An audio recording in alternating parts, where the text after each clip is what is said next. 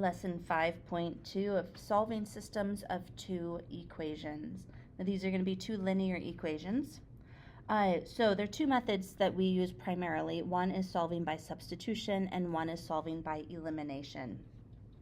So solving by substitution, you need to isolate a variable. You need to solve for x or y, or one of the variables, and then you're going to take that and substitute it into the other equation and solve for the remaining variable. You take your answer that you get and you plug it into either one of the original equations. Now you want to use this method when it's easy to isolate one of the variables. So if you have something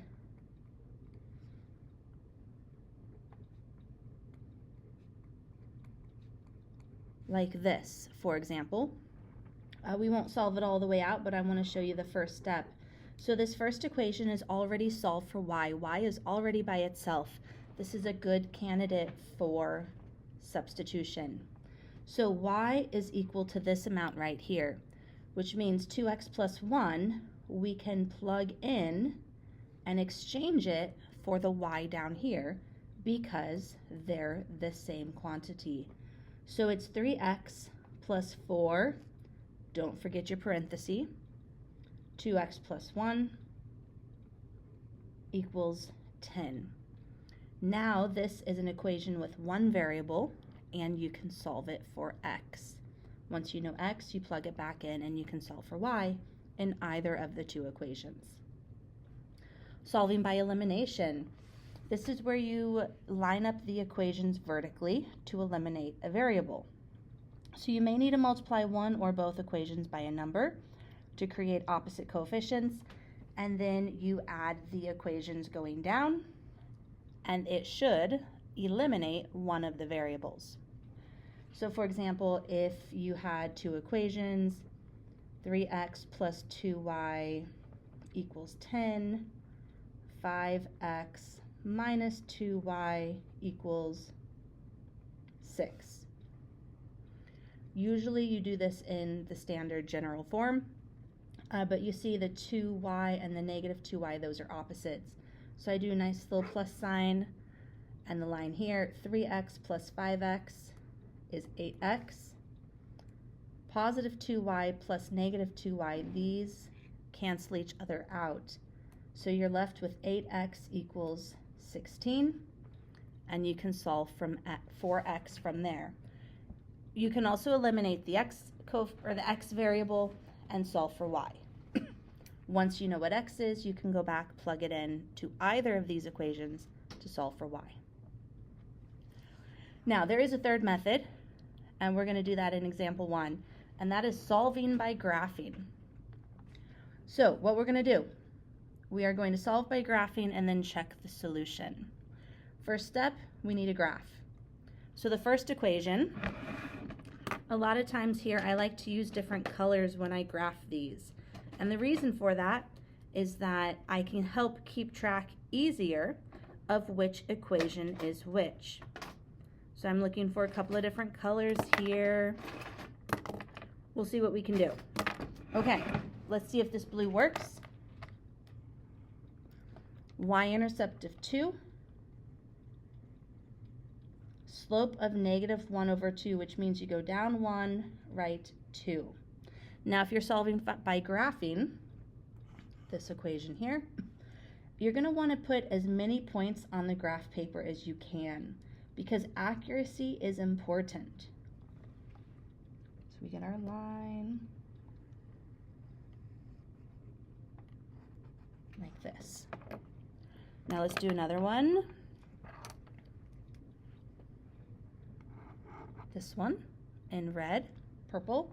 You start at negative 3, 1, 2, 3, and we're going to go down 3, right 1.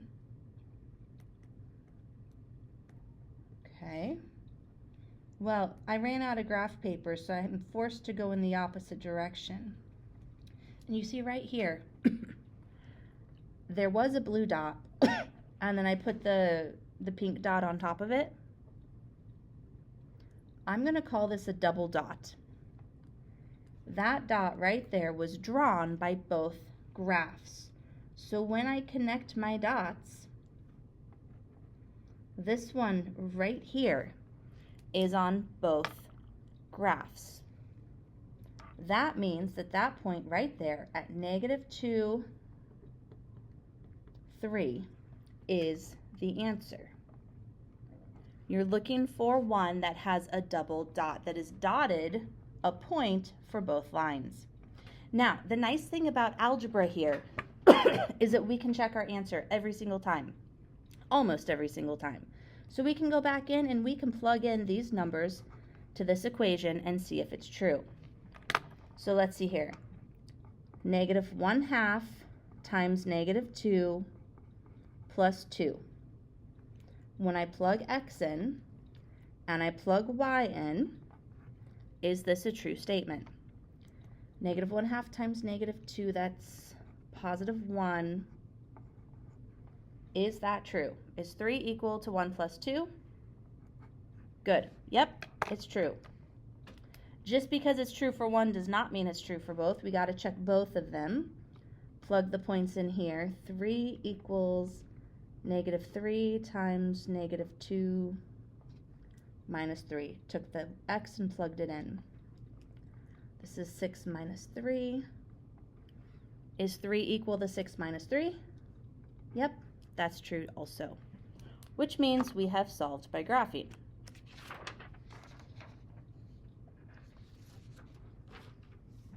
Example 2, solve by graphing. Y equals 2x minus 1, y equals 2x minus 4. Again, let's use some color here. Y equals 2x minus 1. So we start at -1,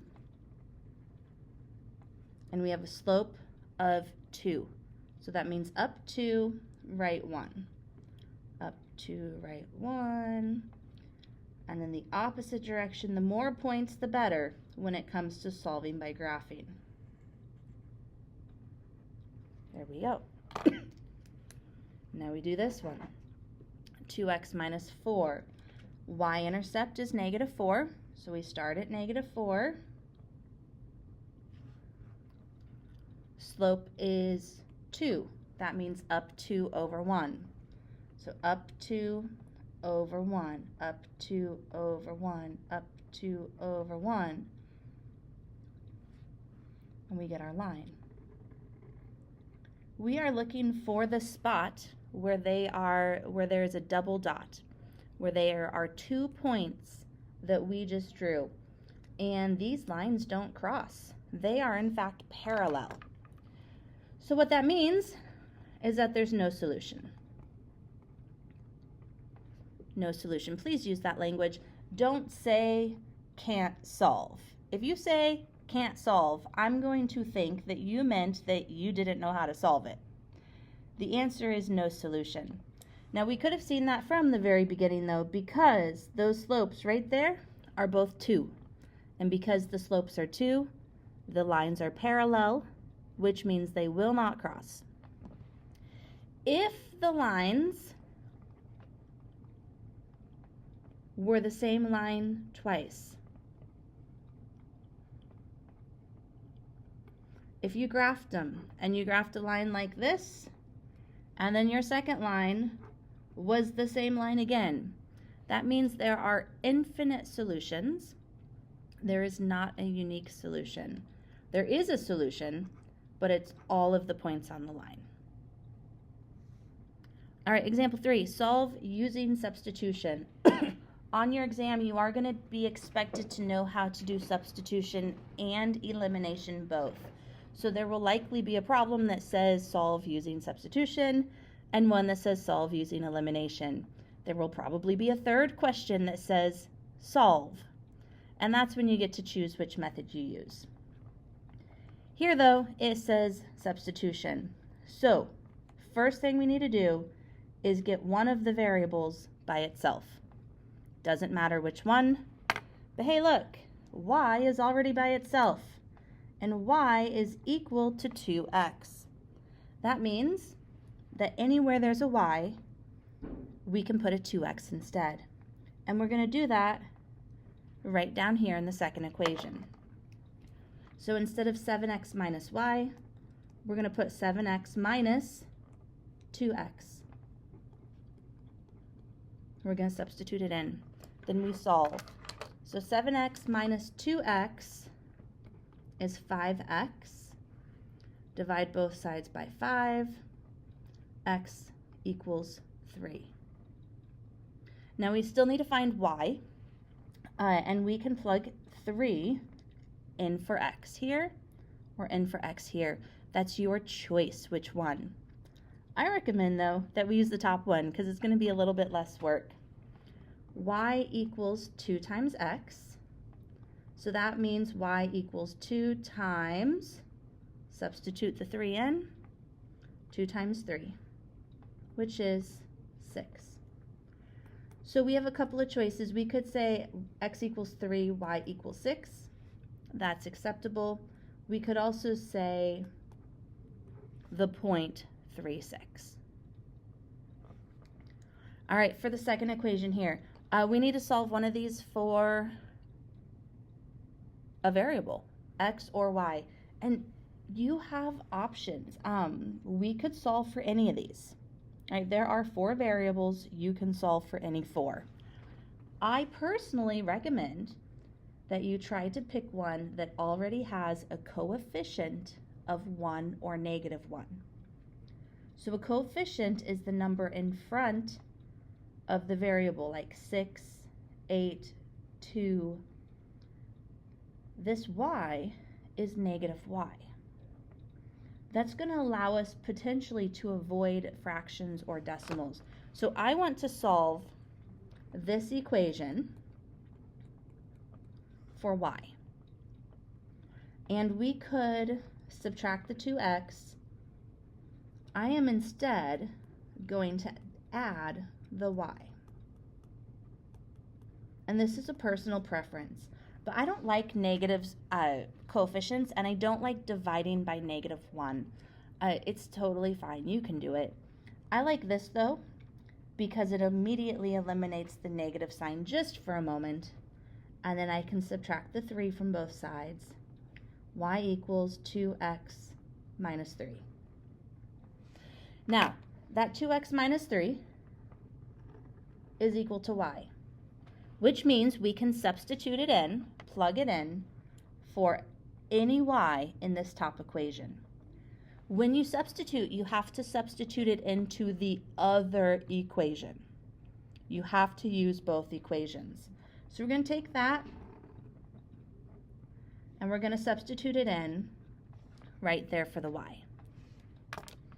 And you get 6 parenthesis 2x minus 3 plus 8x equals 28. And we need to distribute.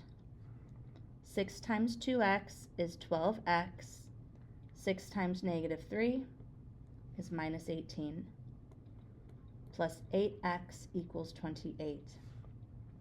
Next, we combine like terms because the 12x and the 8x both have an x. That means we can combine them together. 12x plus 8x, 20x minus 18 equals 28. Add 18 to both sides. 20x equals 46. Now, a moment ago I paused because that was the moment that I realized, uh-oh, my answer is going to be a decimal. Is that okay? Yeah. But it did cause me a moment's pause to go back and double check. Did I solve everything correctly? Did I distribute? 6 times 2 is 12, 3 times 18 is 18. That equals 20. But then I also quick checked back here. Did my numbers and positives and negatives transfer okay? Ultimately, when you divide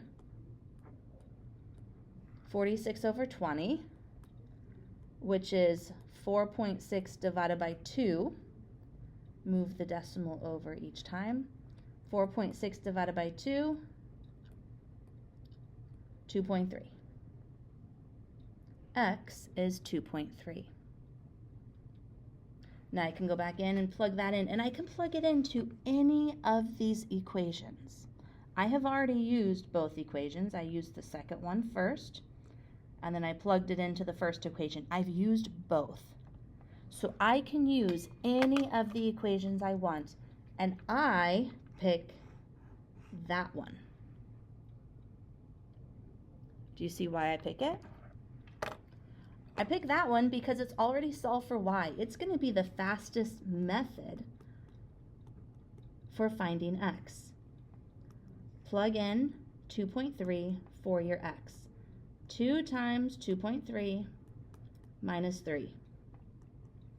2 times 2.3, 4.6 minus 3, 1.6. X equals 2.3, y equals 1.6, or we could have the point 2.3, comma 1.6.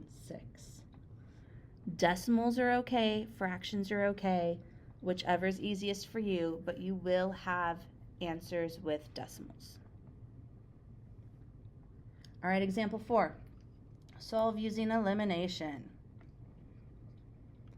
So this one, we want our coefficients to be opposites. Look, they're both in the general standard form, which is great. Let's see here. Oh, wait, look, 6x and negative 6x. They are already opposites, which means we can just go ahead and add the equations down. 6x plus negative 6x, those will cancel out. Negative 3y plus positive 5y, we get 2y. 3 plus 3, 6. 2y equals 6. Divide by 2, y equals 3. We've got one of our answers. So we can take that 3, we can go back, and we can plug it in for whichever y you want. Honestly, I'm going to go with the top one because I feel like that is going to be easier for me.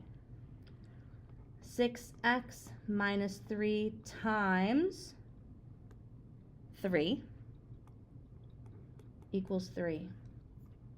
6x minus 9 equals 3. Add 9 to both sides. 6x equals 12. Divide. X is 2.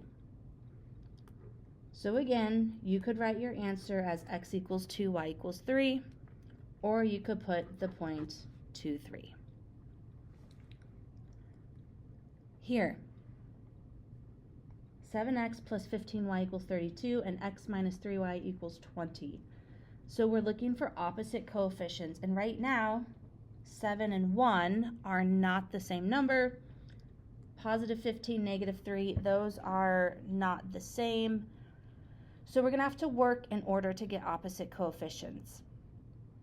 You can multiply one of your equations by a number as long as you multiply the whole equation by that number. So we can multiply the bottom equation all by negative 7. And then we would have positive 7, negative 7. Or here we have positive 15, negative 3. We could multiply the bottom equation all by 5. And that's up to you. I usually pick the smaller number. I want to multiply the bottom equation by 5. Sometimes you even have to multiply both equations by a number, and that's okay, just multiply both. 7x plus 15y equals 32. The top equation stays the same. The bottom equation becomes 5x minus 15y. We're multiplying all of them by 5 equals 100. The number one mistake that happens here is that people forget to multiply the right side of the equal sign. So just be careful, make sure you get all 3 of them. Then we add down just like before. The y's are going to cancel. We get 12x equals 32 plus 100, 132. And now We solve by x by dividing. X equals 11. Now, the way I know it's 11 is because I do know 12 times 12 is 144. This is just a little bit less than that, so instead of 12 times 12, it'd be 12 times 11. Once you get your x value, we can plug it in to whichever equation we want. I'd probably pick this one. The original unaltered equation there. X minus 3y equals 20. So 11 goes in for the x, and we solve. Can subtract 11 from both sides. Negative 3y equals 9, and divide. Y equals negative 3. So 11 comma negative 3. Now, in any of these problems, if we want to check our answer, and especially like on a test or a quiz, if you have extra time, go back and check your answers. You've got nothing to lose.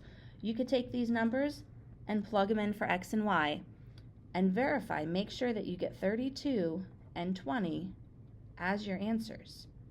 If you don't get 32 and 20 as your answers when you plug them in, then they're not the right numbers, or you calculated it wrong. So go back and double check. Make sure that it all works out. Now in problems like example 5, where it just says solve, you can pick which one. What I see in 5a is I already see that x is by itself. That lends really well for substitution. In fact, x is equal to 6y minus 4. And because it's equal to it, we can plug 6y minus 4 into the x spot on the other equation. So ultimately what happens, usually what students say is you just set them equal. Yeah, you can use that language because they are both equal to x, so that means they are themselves equal. But what you can also do is substitute 6y minus 4 in for the x. And then you get 6y minus 4 equals negative 2y plus 28. And now we solve. Add 2y. 8y minus 4 equals 28. Add 4 to both sides. 8y equals 32. So y equals 4. Now we plug that in to whichever one we feel most inclined to use. I would probably take this and plug it in.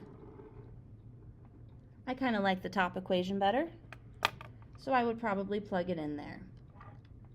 X equals 6 times 4 minus 4. 6 times y, plug in the 4. 24 minus 4, x equals 20. So 20 comma 4.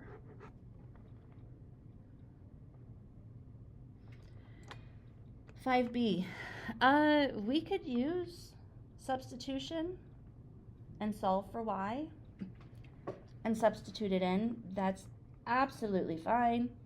I'm kind of feeling elimination though, because I do see that we have a 2x and we have a 2x, which makes me think maybe we could just multiply one of these two equations by negative 1 and then they'd cancel. In fact, I'm going to multiply the bottom equation by negative 1. And what it does is it makes your signs all switch. So now we have negative 2x plus negative y equals positive 7. And we can add down 2x minus 2x is 0, negative 3y plus negative y. Negative 4y equals 68. So y equals, is that 17? Negative 17. Once you have y, you can go back and plug it in. I would probably plug it into the original, 2x plus y equals -7. And again, it's up to you. There's so much personal preference here.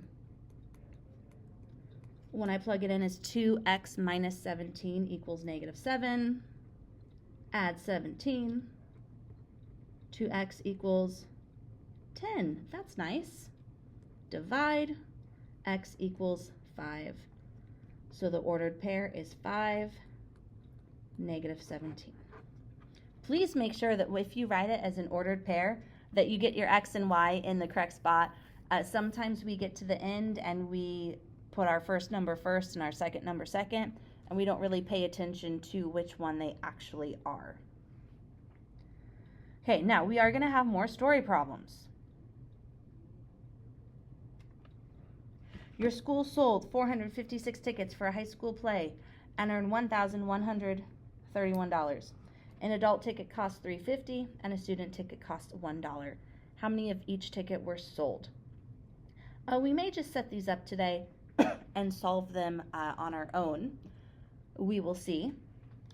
Here, when you have these story problems and they have a question, how many of each ticket were sold? The question is usually telling you what the variables are. So how many of each ticket were sold? That's going to say let x equal the number of adult tickets sold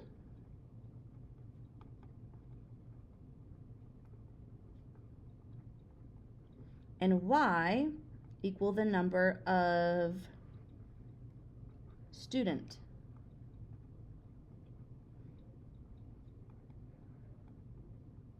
tickets sold. So the question is where you find the variables. Look there. Now what about the equations? The equations are usually have a total. So we want to see what are some of the totals that we know here. Well, we sold 456 tickets. That's like the total number of tickets, which means we're going to have an equation about the tickets. And the ticket total means equal, is 456. Now we need some numbers about tickets. And we don't. We have, this is money, this is money, this is money. We don't know anything about the number of tickets. Because in fact, that's the question. How many of each ticket were sold? We're looking for the number of tickets, but we know their total. But look here, x is the number of adult tickets and the number of student tickets. If we take x and y together, that will equal our 456. Now we also have an equation about money. We have the total money.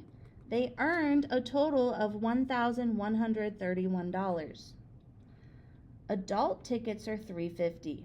So it's $3.50 per adult ticket. Per means that we're multiplying. The adult tickets are X. 3.50 per adult ticket. 3.5x. And student tickets are $1. That's 1y. After that, you can solve, which maybe we should go ahead and do. When I have it set up like this, my initial thought is elimination method. And I'm actually going to make this top equation, -x plus -y equals -456. I'm going to change the top equation.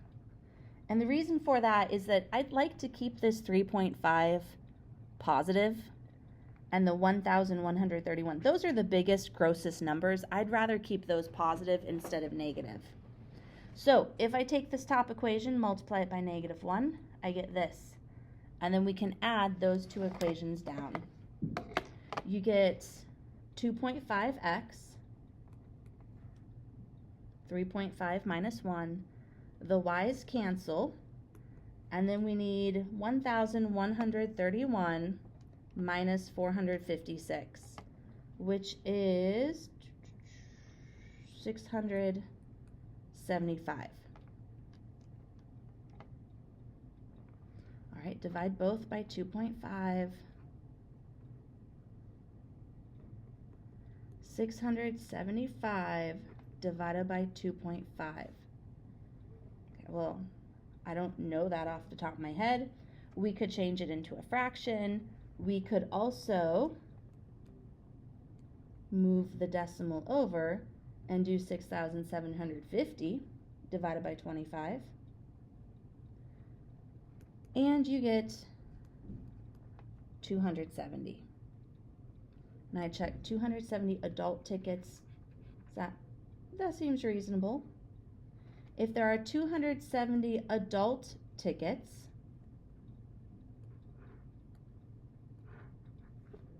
to find the student tickets, we know there were 456 tickets total. So we can subtract. We're essentially plugging it in. What is that? 286? Is that right? 456 minus 270. No.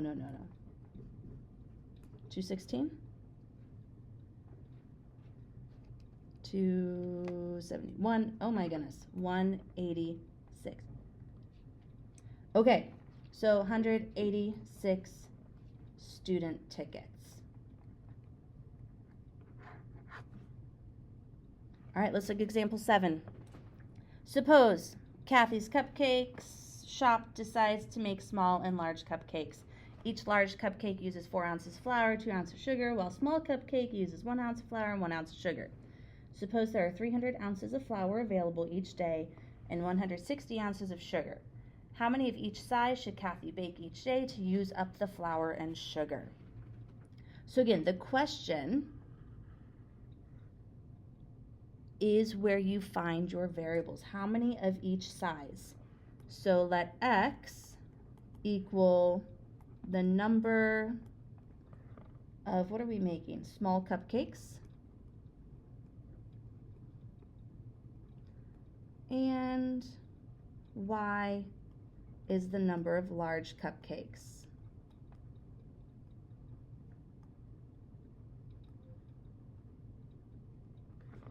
Now we look for some totals. What are the totals here? The total amount or the total people? Wait, suppose there are 300 ounces of flour available. There are 300 ounces total of flour, which means we have an equation for flour that equals 300. So now we need to figure out how much flour does a small cupcake use. A small cupcake uses 1 ounce of flour, so that's 1x. How much flour does a large cupcake use? Notice they're all about flour. Each large cupcake uses 4 ounces of flour, 4y. Now the other total, 160 ounces of sugar. That's the other ingredient. 160 ounces of sugar. Small cupcake uses, small cupcake uses 1 ounce of flour and 1 ounce of sugar, so 1x. A large cupcake uses 2 ounces of sugar, 2y. And we can solve. I would probably, let's see here, 1x, I'd make the second equation. I would use elimination, and I would multiply the entire bottom equation by -1.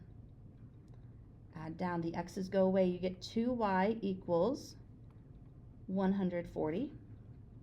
Divide, y equals 70. Then we can go back in, plug it into either one. I like the bottom one better. 1x plus 2 times 70 is 160. X plus 140 equals 160. X equals 20. So 20 small,